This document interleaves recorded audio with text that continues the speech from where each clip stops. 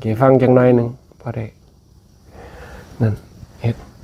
ฝึกหัดพัฒนาจากของมือนี่เว้าเรื่องบอกคิดบอกไว้แต่ว่าก็เว้าเรื่องเพิ่นว่าเฮ็ดทางบ่ให้มันผิดนั่นมีอยู่3อย่างนึงดอกเพิ่นเอิ้นว่าอัปปนากธรรมแต่คันเว้าให้เข้าใจง่ายเพิ่นว่าอยู่ให้เป็นเย็นให้ได้แม่นบ่เป็นเย็นให้ได้จังซั่นก็แม่นอยู่ให้เป็นเย็นให้พอรอให้ได้เพิ่นว่าให้มันสมัยใหม่ซุมื้อนี่ฝึกเอาเด้คันบ่ฝึกก็คือยังนักเดินเรือจังซี่ล่ะนักเดินเรือก็ต้องเบิ่งคลื่นเบิ่งหยังอารมณ์เฮาคือกันเวลามันมาคือกันเหมือนคลื่นกับคลื่นน้ำทะเลคลื่นหยังเวลามันมาแห้งเฮาก็อย่าออกเรือเฮาก็หาท่าที่ท่าถอยกันคือกันเฮ็ดหาระบายทางระบายคือกันกับการให้ท่านนี่ล่ะการให้ท่านมีของหลายก็บ่แม่นว่ามันสิดีที่เห็นบ่ข่าวอยู่ประเทศเนปาลเอาเปรียบกันหลายบีบคั้นเมิดอยู่ประเทศใดคือกันคันรวยก็จุกคันจนก็รวยก็จุกจนกระจายแล้วบ้านใดเมืองใดเป็นหมดนั่นน่ะ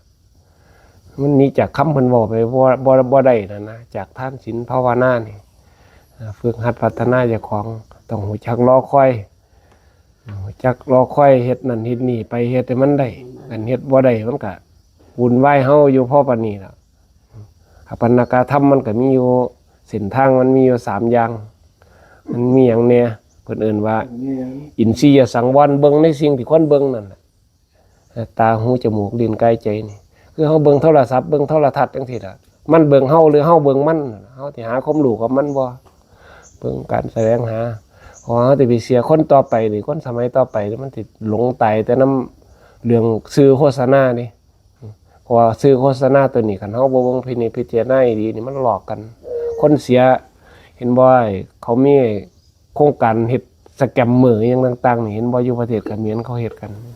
เขาสิปรับสแกมเมอร์อยู่นี่คนมันตัวกันเอาวิดีโอน่ะเอานี่มาตัวกันเฮ็ดนั่งอยู่ซื่อนอนอยู่ซื่อก็มีเงินนะบ่อึดคนมักขี้คร้านอยู่แล้วนั่นนะ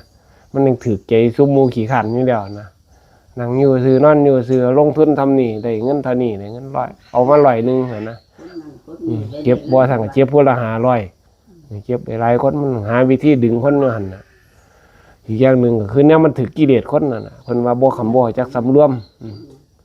อินทรียสังวรเนี่ยคือตาหูจมูกลิ้นกายใจเฮาเบิ่งรูปเบิ่งเสียงเบิ่งหยังได้ฟังเสียงฟังหยังหมู่นี่ล่ะแล้วก็โภชเนมัตตัญญูตาของอยู่ของกินเนาะนั่นน่ะของอยู่ของกินของใส่ของใส่เฮานี่ล่ะคันเฮาเบิ่งบ่เป็นพิจารณาบ่ถูกอ่ะใส่ใส่ในปัจจัย4เฮาก็มันก็เพิ่มเติมอยู่บ่เซาน่ะคันมันหายไปค่าใช้จ่ายเฮาก็ต้องดิ้นรนขวนขวายเฮาคือเก่านั่นน่ะเรื่องเงินเรื่องทองเนี่ยมันเมื่อยมันล้าเฮาบ่ใครได้พักผ่อนคันเฮากินหลายกินหม้อจักเวลากินติปีกินหม้อมันกินธรรมดาได้กินแล้วเล่นพร้อมคนเฮานี่คันควบคุมเรื่องตาเรื่องหยังบ่ได้ก็บางคนก็ไปเล่นจังซั่นน่ะติดเรื่องเลขเรื่องหยังอ่ะเนาะเบิดแต่แนวรุ่นแต่ว่ามักแต่รุ่นเรื่องเลขเรื่องการพนันเรื่องนั้นเรื่องนี้มันควบคุมบ่อยู่น่ะอันสุดท้ายก็คือเพิ่นเอิ้นว่าชาคริยานุโยคก็คือผู้ประกอบด้วยความเพียรบ่เห็นแก่กินแก่ปากแก่นอนแก่หยังซั่นใหญ่กับเฮ็ดเป็นผู้ตื่นอยู่นั่นน่ะบ่เห็นแก่นอนฮอดเวลานอนก็นอนฮอดเวลาตื่นก็ตื่นคันหูเมียเราไปนอนต่ออยู่กับมันก็เป็นคนที่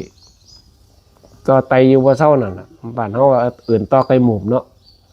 คันหูเมียเราก็ลุกคือนักบวชจังซี่แล้วก็พยายามให้ลุกไปจังอาตมานี่ก็ให้ลุกบังคับให้ลุกตี 3นั่นล่ะลุก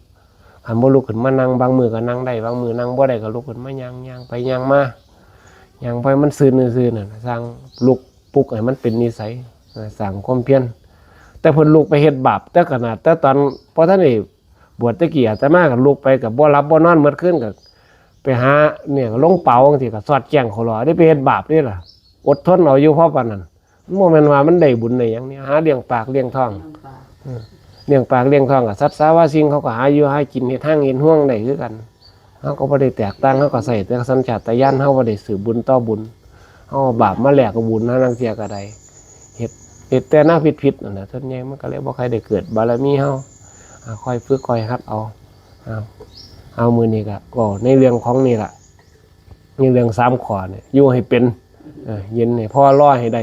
พยายามฝึกหัดพัฒนาเจ้าของให้มันถูกต้องถูกทำก็เอาน้ำละพรเป็นภาษาวาลีสืบต่อไป